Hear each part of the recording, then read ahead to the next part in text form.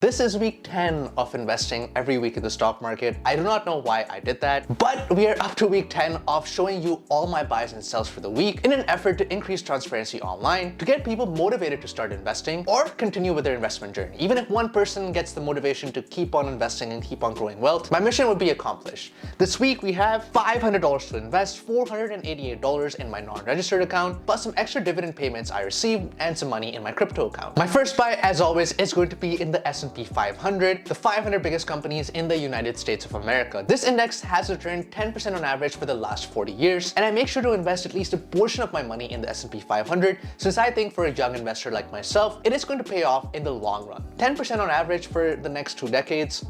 I don't even know how much that is. So one share of the S&P 500, cue the order, and done. I use this ETF, VFE in particular. This is a Vanguard product, but you can use any ETF that you like. WU and SPY are 2 big ones. It doesn't matter. I just want to be partaking in the growth of the United States stock market and the US economy. My next buy is going to be in the NASDAQ 100. Like the S&P 500, these are 100 of the biggest companies in the United States of America. The only caveat is that this ETF is extremely tech focused. Since the biggest companies just happen to be tech companies, but I believe that tech has plenty of value to offer in the future. All major products in our life revolve around technology, and most future-looking industries like AI and data are also technological industries. I like this ETF, HXQ in particular. This is a Global X product, but you can buy any NASDAQ 100 ETF that you like. So I'm gonna go ahead and buy 1 share of the NASDAQ 100, cue the order, and done. My next buy is going to be in HEQL. This is a leverage all equity ETF. All equity basically means this has not just the US and the Canadian market, it also has international markets. Something you might notice with my portfolio is that I really like the US, which I do,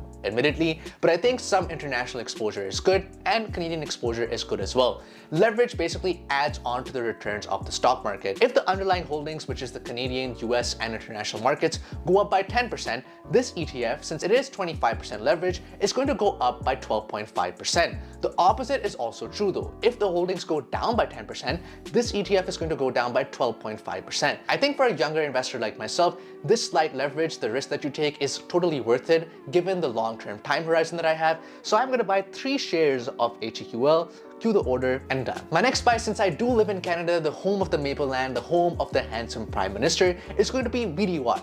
This is a Vanguard product tracking the TSX 60. It includes major banks, major insurance players, major utility companies, major telecom companies, all of the oligopolies in Canada that we all love and appreciate. Price performance has been good, up 15% for the last year, and it also has a nice juicy dividend yield at around 4.5%. I do want to partake in the Canadian economy, so I'm going to go ahead and buy 2 shares of BDY, cue the order, and done. My next buy is going to be in USSL. This is a leverage S&P 500 ETF with 25% leverage. Leverage we've already covered. This basically means whatever return the S&P 500 has, I'm gonna get 25% added on. Long-term play, I think it might pay off. 2 shares of USSL, cue the order, and done. My last buy is going to be in HYLD. This is a Hamilton ETFs product that is a covered call ETF tracking the S&P 500 pretty much. Covered calls are controversial in investment circles online. They sacrifice some long-term potential growth to give you income now. This is not a large percentage of my portfolio, but I think that getting income now is a good motivating factor for me to keep on saving and investing in the stock market. The actual price of the stock doesn't matter in the short term, but I still want to invest, and investing in covered calls, getting these nice yields at around 10 to 11% keep me motivated to invest. So I'm going to go ahead and buy 1 share of HYLD, cue the order, and done. My last buy is going to be Ethereum. Ethereum is a cryptocurrency that has a large ecosystem of companies building on it. Companies are aiming to solve challenges in the financial sector, the legal sector, and other industries as well. I don't put a lot of money in crypto, as you'll see, it's only $25, but I think it's good to partake in these revolutionary industries that might or might not pay off. For a long-term investor like myself, the short-term peaks and valleys of crypto don't really affect me much, which is why I make sure I buy some Ethereum periodically, since if it does take off, I do believe Ethereum is going to be primed to be the cryptocurrency that the future is built on. So I'm going to go ahead and buy $25 worth of Ethereum, cue the order, and done. Those were my buys for this week. Let me know what you think. I think I had a nice mix of stocks, Ethereum, and also some dividend pairs, which is always nice to see in a portfolio. Let me know your investment strategy for the week, what you bought, because I could seriously use some ideas as well. As always, smash the like button and the subscribe button. Every subscriber helps get this video to the right people. Also interested in learning how to make more money, save more, and invest. I'll see you next week.